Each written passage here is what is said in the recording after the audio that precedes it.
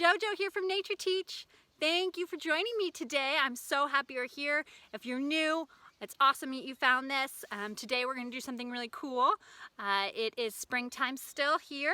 It's been rainy for the past week. The sun came out, so I thought, what a great opportunity. Let's head on outside and do a little exercise, get our bodies moving, enjoy the sunshine. Behind me I have a little pond because today we are going to do the life cycle of a frog in yoga poses. So we're going to get our body moving, we're going to learn the life cycle of a frog together, and we're going to have so much fun. So as you know, frogs are out and about this time of year probably. If you have been anywhere near water at night, you might be able to hear some frogs.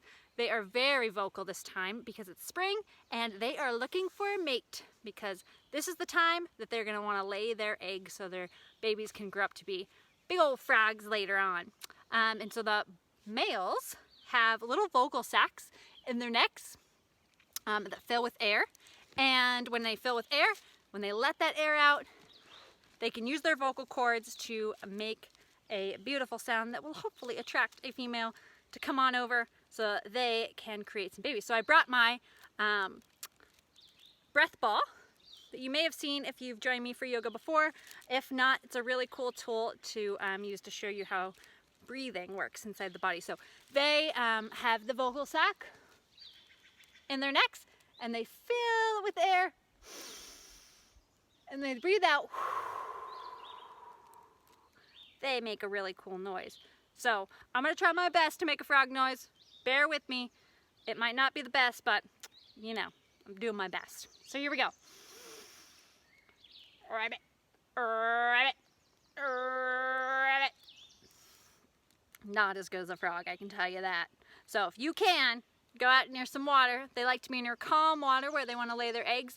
Too many rapids or too much flowing water, too deep, they're not going to be able, their eggs are not going to be able to survive because they need plant life to be able to protect them while they're forming into tadpoles and then to frogs.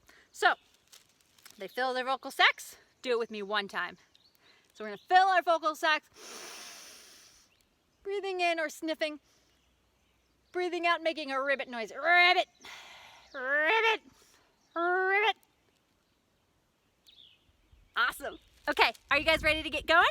So find a cozy spot where you can lay down and your body won't be too uncomfortable. So hard surfaces aren't the best for that unless that's comfortable for you.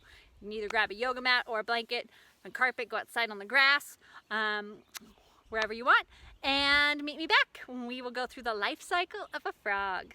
Our journey begins with the mating of a male and a female, but we're going to skip this yoga pose and we are going to start off with the eggs. So we're going to reach up high, take a deep breath, breathing in, sniffing, and then getting down to do a child's pose to become an egg. We have lots of brothers and sisters that are surrounding us. There could be as many as thousands of them. And we're floating in water. We're hanging out here for 6 to 21 days before we actually turn into a tadpole. And each day we are growing bigger until we turn into an embryo. So we're growing, we're hanging out here, we're incubating, and then we become the embryo, which is a little bit bigger inside of our gelatinous sac still, which is our yolk. We are growing longer, we're growing a little tail, we're hanging out here until we become a tadpole and we eat our way through our sacs. And we like to hang out near the plants to keep ourselves protected. We might eat algae over here. We're hanging out here to grow a little bit bigger. We're making sure we stay safe. And then we grow even bigger and we grow 2 legs. Now we're swimming around. We're hanging out. We're growing big. We got 2 legs here. Oh man. And our gills that we have to breathe underwater are now covering up and we grow 4 legs and we still have a tail. And here our gills are being completely covering so that we're growing our lungs so we can breathe out of water. We can still swim around in water. We can also go outside of water when we have our tail and our 4 legs. So we are a pretty cool creature, a frog with a tail. And then after this, we grow into what looks like a full-grown frog, but we have a little tiny tail. Till that tail gets absorbed into our bodies, we have lungs now. We hang out on land. We're eating insects. We're eating live insects now. Oh, we like that. That is our favorite kind of diet. And then we become a full-grown frog, traveling around, eating live insects, no tail, cruising around, hopping around. We can climb, we can travel. We are cute and we are hanging out until it's that time again where we might want to find a mate.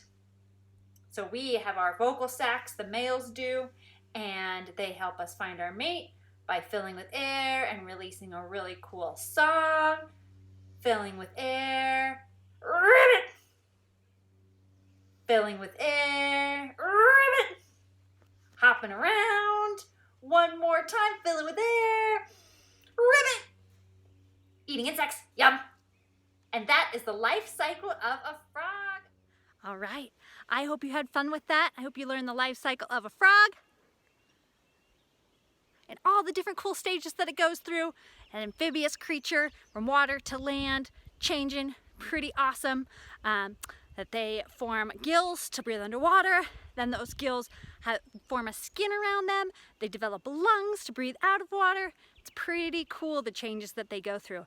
And there are so many different types. We are gonna go down to the pond here, right behind me, and see if we can see any forms of life. Are you ready? Come on with me. Okay, friends, I am down at the pond, and I'm going to turn the camera in just a second to see if we can look inside the pond and see any forms of life from frogs in here.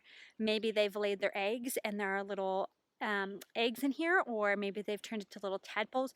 Maybe you can identify what stage of their life cycle they are at right now. So in just a second, I'm going to turn it around. You're going to have to use your eyes. It's going to take a second for you to be able to see what I see down here with the phone, because I'm using a phone for this, and see if you can tell what I'm seeing, okay?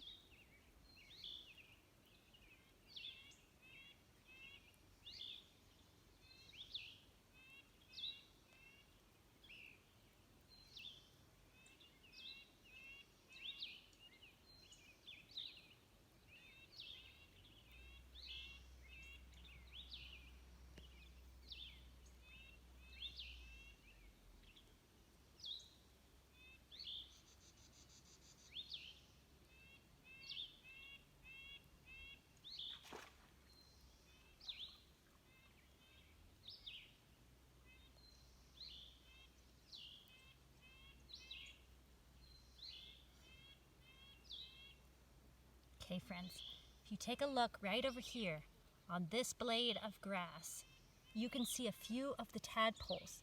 And what they're doing is they're eating the algae off of the blade of grass. Are you able to see that?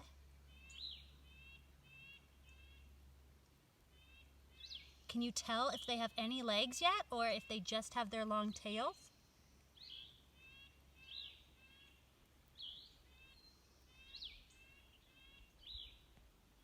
Pretty cool.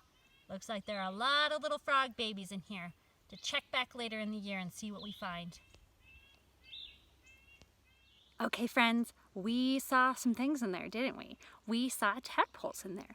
And it looked like there were small tadpoles and larger tadpoles. Did you see any with legs?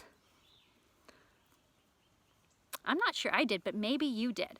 It looked like maybe there were different tadpoles that had been born at different times and ate through their yolks, which is their little protective sacs. They eat through that as they grow larger, and then they eat the algae around, and then their tails kind of shrink and absorb into their bodies, and they form a skin around their gills as they grow bigger. And then they grow lungs so they can breathe out of water. Pretty cool, huh? Because they are amphibians, and so they live life on land and in water. It's a Greek word for dual lives, two lives. So they're pretty cool creatures, and they're found all over the world. And there are so many different kinds of species to explore. And I would encourage you to check out what kinds of frogs live in your backyard. Do you have any? Are there any puddles or streams or anywhere that frogs might want to lay their eggs? And right now would be a great time to go check it out and see if you can find any tadpoles or eggs or frogs in your backyard or near your house. It's really fun. And when I first got here, we had to wait a little while before I could see anything because, I don't know if you can see her, but Mila, oh, do you see her? She was running around, tromping through the water, having a good time, and so she scared the tadpoles and they went hiding, and so I had to wait for her to calm down so that we could see them. Anyway, so, you know, as you come, you have to kind of be patient for a little bit so that they'll come back out, and they trust that you're not going to squish them or stomp them or eat them, that you are safe. So don't disturb the water too much, and be patient, and maybe you'll see something really cool. Thank you so much for joining me, JoJo from Nature Teach today. I hope you have a beautiful day, and I'll see you next time. Mila and I say goodbye. Goodbye.